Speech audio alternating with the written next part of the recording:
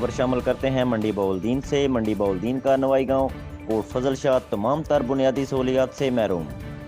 وہاں کے رہائشیوں کا کہنا ہے کہ الیکشن کے وقت بڑے بڑے دعوے اور بڑے بڑے وعدے، بعد الیکشن ہمارا کوئی وارث نہیں بنتا۔ وہاں کے رہائشیوں کو کن کن مشکلات کا سامنا ہے، جانتے ہیں بابر علی کی اس رپورٹ میں۔ منڈی بہاؤالدین کا نوائی گاؤں کوٹ فضل شاہ تمام تر بنیادی سہولیات سے محروم۔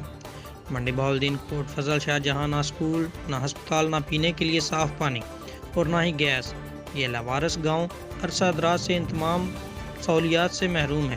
بجلی کے لیے ایک ہی ٹرانسفارمر ہے جو اتنا پرانا ہو چکا ہے کہ روزانہ اس کا لنک اڑ جاتا ہے اور لوگ اپنی مدد آب کے تحت لنک لگانے پر مجبور ہیں۔ یہاں نکاسی آب کا کوئی انتظام نہیں، بارش ہو تو مہینوں تک پانی کھڑا رہتا ہے جس سے عوام کو مشکلات کا سامنا ہے۔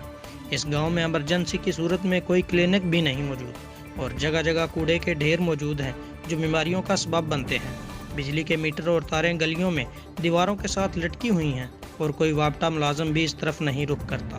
سیاسی نمائندوں کی عدم توجہ کی وجہ سے کوئی بھی ترقیاتی کام نہیں ہوا۔ حکومت پاکستان سے اپیل ہے کہ ایک نظر ادھر بھی دہرائی جائے اور عوام کے حق پر ڈاکہ نہ ڈالا جائے۔